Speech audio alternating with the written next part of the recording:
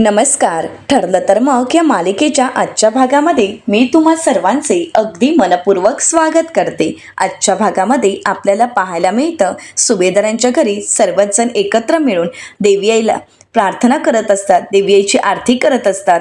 तर दुसरीकडे पाहायला मिळतं इथे आपल्या ताकदीनिशी सगळ्यांसोबत अर्जुन लढत असतो, मानसीला वाचवण्याचा प्रयत्न करत असतो. परंतु त्यातील एक जण आता अर्जुनच्या डोक्यात हॉकी स्टिक मारतो आणि त्यावेळी मात्र अर्जुनच्या डोळ्यासमोर पूर्णपणे अंधारी आलेली असते. अर्जुनला समोरचं काहीच दिसत नसतं आणि त्यावेळी टोनी अर्जुनला पकडतो आणि अजून मारायला सुरुवात करतो. टोनीने अर्जुनच्या कानाखाली मारलेलं असतं, तर दुसऱ्याने पुन्हा एकदा अर्जुनच्या डोक्यात हॉकी स्टिक मारण्याचा प्रयत्न केलेला असतो. परंतु त्यावेळी अर्जुनने त्याच्या हातातील हॉकी स्टिक हिसकावून घेतलेली असते आणि त्याच हॉकी स्टिकने अर्जुन आता त्या प्रत्येकाला मारू लागतो. प्रत्येकाचे हाल अर्जुनने खूप बेकार केलेले असतात. सगळ्यांनाच त्याने खूप छान प्रकारे हँडल केलेलं असतं, एकेकाला जमीनदोस्त केलेलं असतं. परंतु त्यांची टीम मोठी असल्यामुळे अर्जुनवर प्रत्येकजण जसा मिळेल तसा हल्ला करत असतात. प्रत्येकजण अर्जुनला मारण्याचा प्रयत्न करत असतात. इथे मनू स्वतःला गाडीतून बाहेर पडण्यासाठी मार्ग शोधत असते. ती बाहेर पडण्याचा प्रयत्न करत असते, कारण अर्जुनला होणारा त्रास प्रत्येकजण अर्जुनला ज्या पद्धतीने मारत असतात ते पाहून मनू खूप घाबरून गेलेली असते. तिला अर्जुनची काळजी वाटत असते. अर्जुन दादा, अर्जुन सर असं बोलत ती मोठमोठ्याने ओरडत असते आणि आता व्हॅनचा दरवाजा उघडण्याचा ती प्रयत्न करते. पण मनूवर लक्ष ठेवणारी ती बाई मनूच्या प्रयत्नांना यश मिळू देत नसते. तर दुसरीकडे पोलीस स्टेशनमध्ये आपल्याला पाहायला मिळतं इथे जेलमध्ये बसून प्रियाचा सापशिडीचा खेळ चालूच असतो. तिला काहीच कळत नसतं, कारण प्रत्येक वेळी अर्जुन शिडी चढून वरती जात असतो आणि प्रिया मात्र प्रत्येक डाव हरत असते. तिचे सगळे फासे उलटे पडत असतात आणि हे उलटे पडणारे फासे म्हणजेच आता इथे प्रियासाठी धोक्याची घंटा असते. प्रिया घाबरते आणि म्हणते, ताई बघतेस ना तू, अर्जुन प्रत्येक सीडी चढून वरती जातोय, म्हणजे बघ ना तो नक्कीच मानसीपर्यंत पोहोचणार, ही लढाई तो जिंकणार. नाही असं होऊन नाही चालणार. आणि जसे प्रियाचे फासे उलटे पडत असतात, जसं अर्जुन सीडी चढत असतो ते अगदी खरं ठरत असतं. कारण इथे आता अर्जुन मानसीपर्यंत पोहोचलेला असतो. त्या गाडीतून त्याने मानसीला बाहेर काढलेलं असतं. मानसी इथे अर्जुनला घट्ट मिठी मारते. ती खूप रडत असते. अर्जुन तिला सावरतो. इथे मात्र प्रिया बिथरून गेलेली असते. प्रिया म्हणते, नाही असं होऊन चालणार नाही, काहीही झालं तरी मी असं होऊ देणार नाही. आता पुन्हा एकदा ती आकडे मोजायला सुरुवात करते. प्रिया म्हणते, नाही, जर अर्जुनला संपवायचं असेल तर 4 आकडा पडायलाच पाहिजे असं म्हणत प्रिया फासा टाकते. आणि जसं प्रियाला हवं तसंच घडलेलं असतं. 4 आकडा पडताच प्रिया खुश होते. तर दुसरीकडे टोनीची माणसं आता मानसीला पुन्हा एकदा आपल्या ताब्यात घेण्याचा प्रयत्न करत असतात. ती बाई मानसीला हिसकावून घेत असते. परंतु मानसी इथे अर्जुनच्या मिठीत इतकी घट्ट असते की काही केल्या त्या दोघांना वेगळं करणं काही त्या बाईला जमत नसतं. आणि त्याच वेळी आता महिपत शिकरेंचे गुंड पुन्हा एकदा उठून उभे राहतात. प्रत्येकाच्या हातात हॉकी स्टिक असते आणि प्रत्येक जण अर्जुनच्या डोक्यावर वार करत असतात. आणि त्यावेळी मात्र इथे मानसी पूर्णपणे घाबरून गेलेली असते. एवढे वार झेलत असूनही, एवढे वार होत असताना सुद्धा अर्जुन काही मानसीला सोडत नसतो. त्याने मानसीला घट्ट पकडलेलं असतं. तर दुसरीकडे सुभेदारांच्या घरी देवी आईची आरती संपन्न झालेली असते. आता सायली देवी आईला प्रार्थना करत म्हणते, देवी आई हे मानसीला आणि इतर मुलींना घेऊन लवकर सुखरूप घरी येऊ देत. हे आणि इतर मुलीसुद्धा सुखरूप असू देत. या सगळ्यांवर तुझं लक्ष असू देत देवी आई, असं म्हणत आता इथे देवी आईला प्रार्थना करत असते. तर दुसरीकडे अर्जुनला सर्वच जण भरपूर मारत असतात. अर्जुन प्रत्येक वार झेलत असतो, परंतु मानसीला काही सोडत नसतो. अर्जुनवर इतके वार केले जातात पण अर्जुन मानसीला सोडत नाही म्हटल्यावर त्यातील एक जण अर्जुनच्या डोक्यात हॉकी स्टिक मारतो आणि त्यावेळी पुन्हा एकदा अर्जुन बेशुद्ध होत असतो. पुन्हा एकदा त्याच्या चेहऱ्यासमोर फक्त अंधारी येत असते. डोक्याला मार लागल्यामुळे अर्जुनला आता काहीच सुचत नसतं. त्यावेळी मात्र ती माणसं मानसीला हिसकावून घेण्याचा प्रयत्न करतात. तरी ते जेलमध्ये बसून प्रियाचा काही वेगळाच खेळ सुरू होतो. कारण आता ज्यावेळी फासे 4 अंक पडतात त्यावेळी मात्र प्रिया इतकी खुश होते, टाळ्या वाजवते आणि म्हणू लागते 4 नंबर आला आहे असं म्हणत ती 1 2 3 4 असं म्हणत ज्या ठिकाणी येते तिथे साप असतो आणि आता अर्जुनला मोठ्या सापाने खाल्ल्यामुळे सापशिडीवरून अर्जुन पूर्णपणे खाली आलेला असतो आणि प्रिया म्हणते झालं, अगदी माझ्या मनासारखं झालं, आता अर्जुनला सापाने खाल्लं. आणि प्रियाचं हे बोलणं ऐकून सीमाताई पूर्णपणे घाबरून गेलेले असतात. तर दुसरीकडे पाहायला मिळतं कितीही काही झालं तरी सुद्धा अर्जुन मात्र मानसीला सोडायला तयार नसतो. अर्जुनची ही लढाई शेवटपर्यंत सुरू असते. आता इतके प्रयत्न करून सुद्धा अर्जुन आणि मानसी यांना वेगळं करणं कोणाला शक्य होत नसतं आणि त्यावेळी मात्र त्यांच्यापैकी एक जण सुरा हातात घेतो आणि त्या सुऱ्याकडे पाहतो. तर दुसरीकडे सुभेदारांच्या घरी आपल्याला पाहायला मिळतं सर्वच जण अर्जुनसाठी आणि इतर मुलींसाठी प्रार्थना करत असतात. तर दुसरीकडे आता ते गुंड अर्जुनवर हल्ला करतात, त्याच्या पाठीत चाकू खुपसतात आणि अर्जुनला मारण्याचा प्रयत्न करतात. आणि ज्यावेळी अर्जुनच्या पाठीत चाकू खुपसला जातो तर इकडे सुभेदारांच्या घरी सायली हळदी कुंकवाची वाटी हातात घ्यायला जाते. ज्यावेळी ती कुंकवाची हातात वाटी घेते आणि त्याचवेळी नकळतच ती कुंकवाची वाटी तिच्या हातून खाली सांडते आणि सगळं कुंकू खाली पडतं आणि त्यावेळी मात्र सायली पूर्णपणे घाबरून गेलेली असते. कुठेतरी संकटाची चाहूल आहे हे सायलीच्या लक्षात आलेलं असतं. दुसरीकडे ज्या गुंडाने अर्जुनच्या पाठीत चाकू खुपसलेला असतो तो चाकू पुन्हा एकदा बाहेर काढतो, पुन्हा एकदा अर्जुनच्या पोटात खुपसतो आणि हे पाहून मात्र मानसी घाबरून गेलेली असते. अर्जुन तर पूर्णपणे आता हरलेला असतो. आता मानसीला कितीही काही झालं तरी अर्जुन सोडत नसतो. पण या शेवटच्या क्षणाला सुद्धा ज्यावेळी ती माणसं मानसीला हिसकावून घेत असतात त्यावेळी अर्जुन त्याच्या खिशातील मोबाईल मानसीकडे देतो आणि तिला म्हणतो चैतन्याला फोन. त्यावेळी मानसीच्या लक्षात येतं की अर्जुन चैतन्याला फोन करायला सांगतोय आणि त्यावेळी मानसी लगेच चैतन्याला फोन करायला घेते. आणि त्यातच अर्जुनवर एवढे हल्ले झालेले असतात की आता अर्जुन जमिनीवर कोसळतो. तर इथे मात्र सुभेदारांच्या घरी सर्वच जण घाबरून गेलेले असतात. सायलीच्या पायाखालची जमीनच सरकते, पूर्णपणे बिथरून गेलेली असते. तर दुसरीकडे मानसीने चैतन्याला फोन केलेला असतो. चैतन्य फोन उचलतो आणि त्यावेळी चैतन्य हॅलो हॅलो करत असतो, परंतु मानसी काहीच बोलत नाही. अर्जुन जसा जमिनीवर कोसळतो ते पाहून मानसीला धक्का बसतो. ती तिच्या हातातील मोबाईल नकळतच खाली टाकते आणि मोठ्यानेच ओरडते, अर्जुन दादा. चैतन्य विचारतो, हॅलो काय झाले? मानसी बोल ना, काय झाले? पण मानसी सुद्धा काहीच बोलत नसते. मानसी तिथेच खाली बसते आणि हात जोडत म्हणते, प्लीज माझ्या अर्जुन दादाला मारू नका. तरी ते चैतन्य म्हणतो की बोल ना मानसी, अर्जुन अरे बोल ना, काय झाले? परंतु अर्जुन जमिनीवर कोसळलेला असतो. तर मानसी सगळ्यांना हात जोडत अर्जुनला नका मारू असं बोलत असते. हे सगळं बोलणं चैतन्याला ऐकू जात असतं. आता चैतन्याच्या लक्षात येतं की अर्जुनच्या जीवाला धोका आहे. तो इन्स्पेक्टर सावंत यांना म्हणतो, सावंत साहेब प्लीज लवकर चला. आता सावंत आपल्या ड्रायव्हरला गाडी फास्ट घ्यायला सांगतात. इथे मात्र अर्जुनवर अजूनही हल्ले सुरूच असतात. ती लोक अर्जुनला खूप मारत असतात. अर्जुन उठण्याचा प्रयत्न करत असतो, परंतु ते सर्वजण अर्जुनला अशा पद्धतीने मारत असतात की अर्जुनला उठणं सुद्धा कठीण होतं. परंतु इथे चैतन्याचा फोन चालू असतो, त्यामुळे चैतन्याला लोकेशनही मिळतं आणि आता तिथे काहीतरी घडतंय हे चैतन्यालाही कळालेलं असतं. तर दुसरीकडे पाहायला मिळतं की इथे जेलमध्ये अर्जुन सीडीवरून सरळ खाली आल्यामुळे प्रिया खुश होते आणि म्हणते, अर्जुन तर सीड्या चढून वरवर गेला होता, पण आता बिचारा अर्जुन तर खाली कोसळला आहे. प्रिया म्हणते, ताई अगं सगळे साप इतके शहाण्यासारखे वागत होते, त्यांनी अर्जुनला हात पण लावला नाही. आणि ताई आता बघतेस ना, सगळ्या सापांनी अर्जुनला खाऊन टाकलं असं म्हणत प्रिया आनंद व्यक्त करत असते आणि अगदी घाबरल्याचं नाटकही करत असते. प्रिया म्हणते, बापरे त्याच्या हातातोंडाशी हालेला घास निघून गेलाय. पण ताई तुला काय वाटतं, अर्जुन पुन्हा एकदा 99पर्यंत जाऊ शकेल?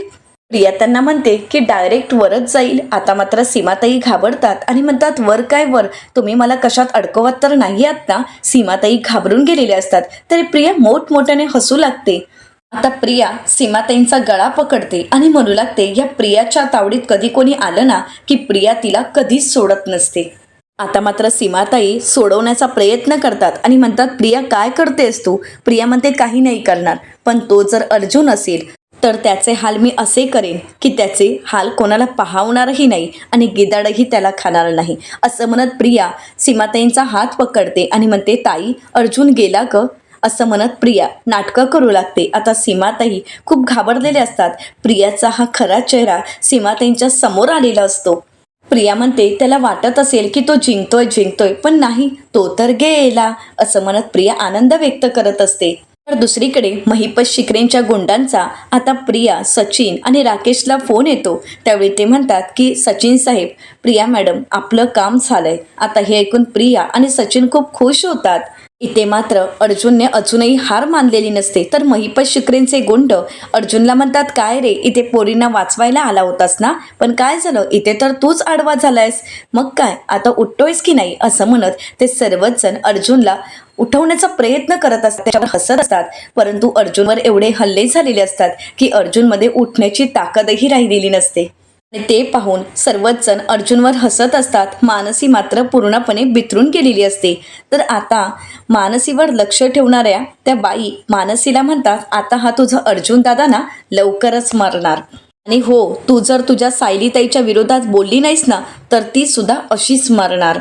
आणि तुझ्या त्या मैत्रिणी आहेत ना, त्या सुद्धा मरतील. त्यामुळे ए पोरी, मी तुला शेवटचं सांगते, आता कोर्टात पोलिसांच्या समोर सगळीकडे एकच जबाब द्यायचा आहे, एकच गोष्ट सांगायची आहे की मुलींची तस्करी सायलीच करते. तुला आणि तुझ्या मैत्रिणींना, या सगळ्यांना त्या सायलीनेच पकडून ठेवलं होतं. तिनेच तुम्हा सगळ्यांना किडनॅप केलं होतं. तुमची तस्करी तिनेच केली होती, हे सांगायचं आहे तू. परंतु मानसी काहीच बोलत नसते. तर त्या बाई मानसीला म्हणतात, एकदा तू तुझ्या या अर्जुन दादाकडे बघ आणि मग सांग की नक्की तू काय ठरवलंयस. परंतु मानसी गप्प बसून असते. ती फक्त अर्जुनकडे पाहत असते. तर दुसरीकडे सुभेदारांच्या घरी आपल्याला पाहायला मिळतं, सर्वच जण घाबरून गेलेले असतात. तर श्वेता सायलीला म्हणते, सायलीताई, अगं तुझ्या हातून कुंकू कसं काय पडलं ग, आणि हा तर अपशकुन असतो ना. आता मात्र सायली अजून घाबरते. तर अस्मिता सायलीला धीर देत म्हणते, नाही, असं काही नसतं, आपल्या घरात अपशकुन वगैरे असं कोणीही मानत नाही. तर कल्पनाताई अस्मिताला म्हणतात, अस्मिता, ते कुंकू लगेच उचलून घे. तर श्वेता म्हणते, मी उचलते. आता हे सगळं पाहून श्वेताला हसायला येत असतं. तर कल्पनाताई सायलीला सावरण्याचा प्रयत्न करतात आणि म्हणतात, सायली, तू वाईट वाटून घेऊ नकोसा. तर सायली कल्पनाताईंना प्रश्न करत म्हणते, खरंच आई, हा जर अपशकुन असेल तर प्रतिमा त्या सायलीला सावरतात आणि म्हणतात, नाही बाळा, असं काहीही झालेलं नाहीये. अस्मिता आता सायलीला तिथून बाजूला घेऊन येते. सर्वच जण सायलीला सावरतात. प्रतापराव देवीला हात जोडतात आणि प्रार्थना करू लागतात. आणि त्यानंतर सर्वच जण तिथून निघून जातात. इथे मात्र श्वेताला जे काही घडत असतं त्या सगळ्याचा आनंद वाटत असतो. ती आनंद साजरा करत असते आणि म्हणते, झालं, जसं घडायचं होतं तसंच घडलं, असं म्हणत ती तिच्या हाताला लागलेलं कुंकू पाहते आणि हसू लागते. इकडे जेलमध्ये आपल्याला पाहायला मिळतं, आता प्रियाला फोन आल्यामुळे ही बातमी कन्फर्म झालेली असते की अर्जुन संपला.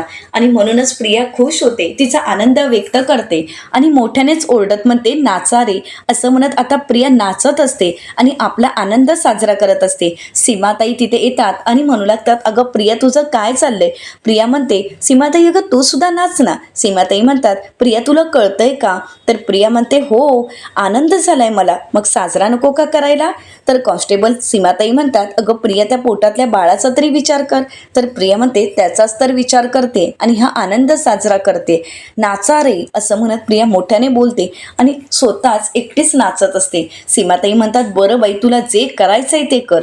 प्रिया म्हणते, झालं, माझ्या मनासारखं घडलंय, आता मात्र कोणी काहीच करू शकत नाही. तर दुसरीकडे पाहायला मिळतं, हीच अवस्था महिपत शिकरे, सचिन आणि राकेशची असते. ते सुद्धा आनंद व्यक्त करत असतात. महिपत शिकरेंचं नेहमीच ठरलेलं असतं, जिकडे तिकडे चोहीकडे आनंदी आनंदी गडे, असं म्हणत ते सुद्धा गाणं म्हणत असतात आणि म्हणतात, खरंच या प्रियाला मानलं पाहिजे हा, म्हणजे जगातील सगळ्यांना एकीकडे आणि एकीकडे प्रियाला एका तराजूत बसवलं तर ह्या प्रियाचंच पारडं जड होईल, असं म्हणत तिचं कौतुक करतात आणि आनंद साजरा करत असतात. प्रत्येक जण इतके खुश असतात की त्यांनी आखलेला डाव सक्सेसफुल झालेला असतो. प्रियाची खेळी पूर्ण झालेली असते आणि अर्जुन कोसळलेला असतो आणि याचाच आनंद महिपत शिकरे, सचिन, राकेश आणि प्रिया करत असतात. तर दुसरीकडे पाहायला मिळतं, इथे मानसी फक्त अर्जुनकडे पाहत असते. अर्जुनची अवस्था पाहून मानसी पूर्णपणे घाबरून गेलेली असते आता इथे सर्वजण मोठमोठ्याने हसत असतात. अर्जुन पडलेला पाहून त्या सगळ्या गुंडांना आनंद होत असतो, परंतु त्याच वेळी तिथे पोलिसांची गाडी येते. आता पोलिसांच्या गाडीचा हॉर्न ऐकू येतात. सर्वच जण म्हणतात की पोलीस आलेत असं म्हणत सर्वच जण स्वतःची सुटका करून घेण्यासाठी पळत सुटतात.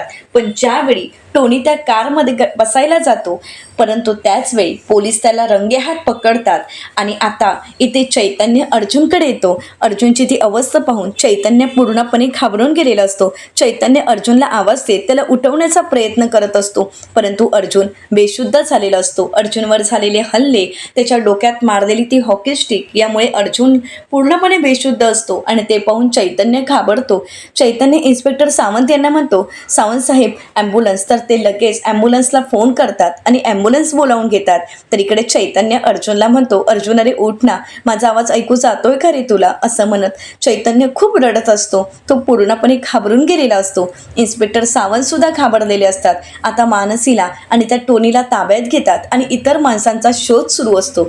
इथे मात्र महिपत शिकरे, सचिन आणि राकेश पूर्णपणे घाबरून गेलेले असतात. अजूनपर्यंत त्यांच्या माणसांचा फोन काही आलेला नसतो. महिपत शिकरे फोनकडे पाहतात आणि म्हणतात, अरे वाच ना रे, नको तेव्हा वाजत असतो, टिनटिन करत असतो, आता वाच ना.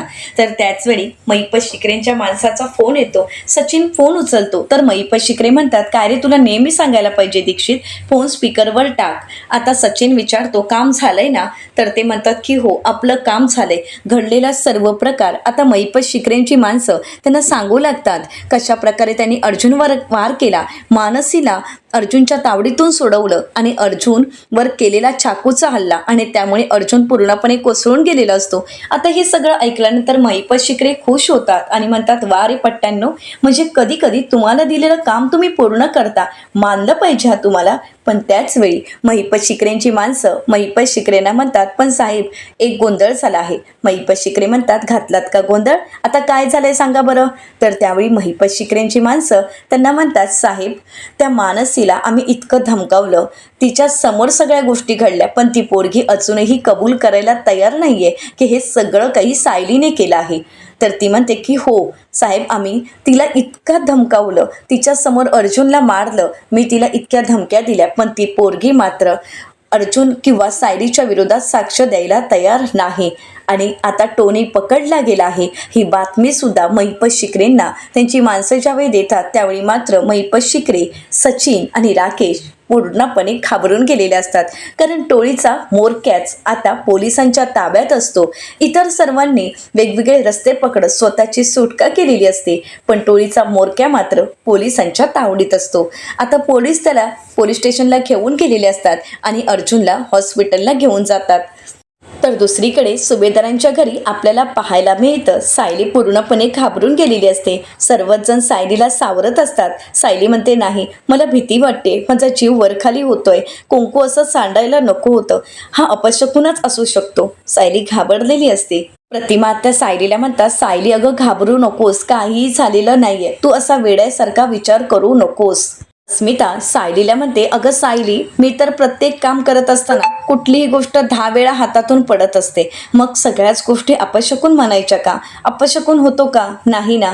तर सायली म्हणते, अगं पण अस्मिता, ते कुंकू देवीच्या समोरचं कुंकू होतं आणि म्हणूनच मला भीती वाटते, असं सांडायला नको होतं ग, कारण कधीच अशी गोष्ट घडली नाही आणि आजच अचानक अशा सगळ्या गोष्टी घडल्यात, म्हणून भीती वाटते. तर प्रतापराव सायलीला म्हणतात, अगं हो, पण या सगळ्याचा एवढा विचार करायची काहीही गरज नाहीये. सायली बाळा, तू स्वतःला त्रास करून घेऊ नकोस. सायली घाबरलेली असते.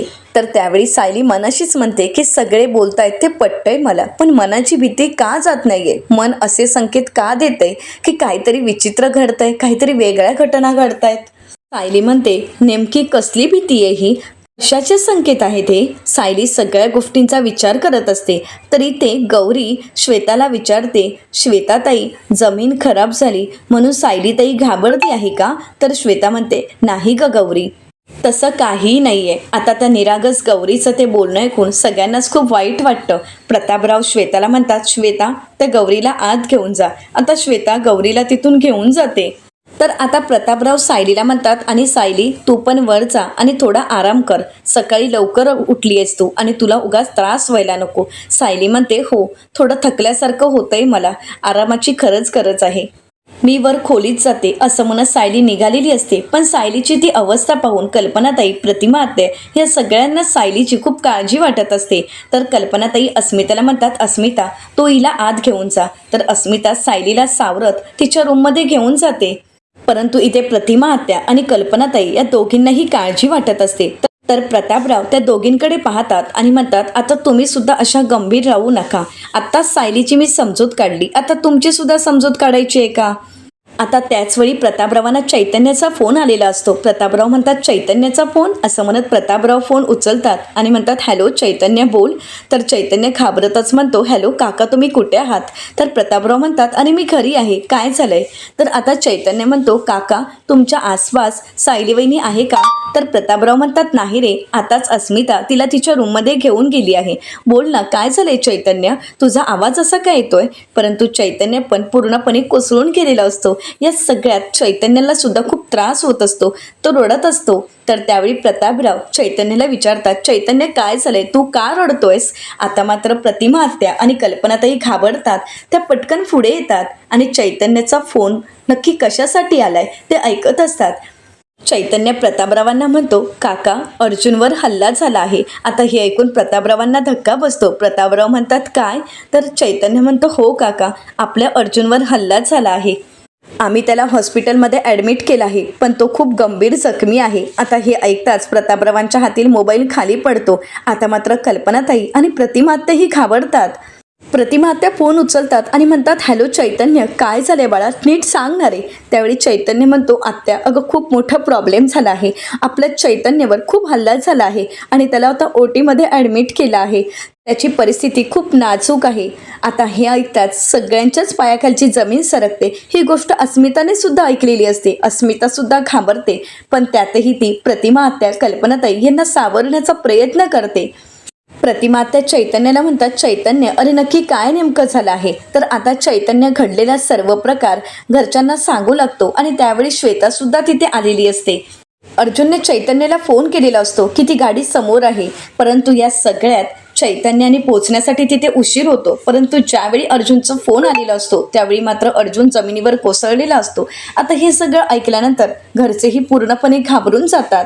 कारण ज्यावेळी चैतन्य आणि पोलिसांची टीम त्या ठिकाणी पोहोचलेली असते त्यावेळी मात्र अर्जुन बेशुद्ध असतो. त्याच्यावर चाकूने हल्ले झालेले असतात आणि ते पाहून चैतन्य पूर्णपणे बिथरून गेलेला असतो. घडलेलं सगळं काही आता चैतन्य घरी सांगू लागतो. अर्जुनवर झालेले चाकूचे हल्ले हे ऐकताच कल्पनाताई, प्रतिमा आत्या पूर्णपणे बिथरून गेलेले असतात. चैतन्य म्हणतो, मानसीला वाचवण्यासाठी त्याने स्वतःचा जीव धोक्यात घातला. तिथे जाऊन तो लढला आणि स्वतः मात्र आता मरणाशी झुंज देतोय, जीवाशी झुंज देतोय तो. चैतन्य म्हणतो, त्याने मानसीला वाचवलं, पण आता अर्जुनची अवस्था पाहवत नाहीये. कल्पनाताई घाबरतात आणि प्रतापरावांना म्हणतात, अहो चला आत्ताच्या आता आपण अर्जुनला भेटायला जाऊयात. प्रतापराव म्हणतात, हो कल्पना, आपण जाणार आहोत. आता अस्मिता प्रतापराव आणि कल्पनाताईंना शांत करत म्हणते, मम्मा डॅड थोडे शांत व्हा, पॅनिक होऊ नका. असं म्हणत ती चैतन्याचा मोबाईल घेते आणि चैतन्याला म्हणते, चैतन्य आता अर्जुनला कोणत्या हॉस्पिटलला ॲडमिट केलं आहे आणि आता तिथे कोण आहे? तर चैतन्य म्हणतो, आम्ही त्याला अश्विनच्याच हॉस्पिटलमध्ये ॲडमिट केलं आहे आणि आम्ही इथे आहोत. इकडे श्वेता मात्र खुश होते आणि मनाशीच म्हणते, प्रियाला खरंच मानलं पाहिजे. तुरुंगात बसून सुद्धा सगळ्या गोष्टी अगदी परफेक्ट हँडल केल्या आहेत. तिने तुरुंगात बसून सुद्धा सगळ्यांकडून जसं करून घ्यायचं होतं तसंच करून घेतलं आहे. अगदी जसं ठरलं तसंच घडलंय. तिच्या प्लॅनप्रमाणे आता मानसी पोलिसांच्या ताब्यात आणि अर्जुन हॉस्पिटलमध्ये. तर दुसरीकडे पाहायला मिळतं, सायली अर्जुनच्या फोटोकडे पाहते आणि म्हणते, काहीच कारण नसताना मला इतकं अस्वस्थ का वाटतंय, इतका त्रास का होतोय, इतका का जीव घाबरलाय माझा? मी यांच्याशी एकदा बोलू का? यांना मानसी सापडली हे जर मला कळालं ना की मला आपोआप बरं वाटेल. असं म्हणत सायली आता अर्जुनला फोन करायला घेते. पण त्यावेळी अर्जुनचा फोन बंद असतो. सायली म्हणते, फोन बंद आहे, सगळं ठीक तर असेल ना? पण इथे अर्जुनला हॉस्पिटलमध्ये ॲडमिट केलेलं असतं. त्याच्यावरच्या ट्रीटमेंटला सुरुवात झालेली असते. ती सगळी प्रोसेस सुरू असते. पण अर्जुन इतका गंभीर जखमी असतो की सगळेच जण घाबरून गेलेले असतात. येणाऱ्या पुढील भागामध्ये आपल्याला पाहायला मिळतं, प्रिया आता राकेशचा गळा पकडते आणि म्हणते, तुला कळतंय का रे, मला त्या सायलीला या घाणेरड्या आरोपाखाली आयुष्यभर जेलमध्ये सडवायचं आहे. आणि आता जर ती मानसी कोर्टात काही बोललीच नाही तर हे कसं शक्य होणार आहे. प्रियाचा एक फासा मात्र चुकीचा पडलेला असतो आणि त्यामुळे प्रिया खूप घाबरलेली असते. तर दुसरीकडे घाबरलेली सायली आपल्या बाळाशी बोलत म्हणते, बाळा तुझे बाबा आणि तुझी मनुताई ठीक तर असेल ना रे. इकडे अर्जुनवर ट्रीटमेंट चालू असते आणि अर्जुनची ती अवस्था पाहून कल्पनाताई, प्रतापराव यांना खूप वाईट वाटतं. तर दुसरीकडे अश्विन आता अस्मिताला फोन करतो, परंतु तो फोन सायलीने उचललेला असतो. तर अश्विन म्हणतो, हॅलो अस्मिताई, दादाचा जीव धोक्यात आहे ग. आता हे सगळं सायलीने ऐकलेलं असतं. आता या सगळ्याचा सायलीवर नक्की काय परिणाम होईल, या सगळ्याचा सायली स्वतःला त्रास करून घेईल का, हे पाहणं अतिशय रंजक ठरणार आहे. मित्रांनो, अशाच मालिकांचे नवनवीन अपडेट पाहण्यासाठी चॅनलला नक्कीच सबस्क्राईब करा. आजचा व्हिडिओ तुम्हाला कसा वाटला हे कमेंट करून नक्कीच कळवा. आजचा व्हिडिओ जर आवडला असेल तर व्हिडिओला लाईक करायलाही विसरू नका. व्हिडिओ पाहिल्याबद्दल तुम्हा सर्वांचे अगदी मनपूर्वक धन्यवाद.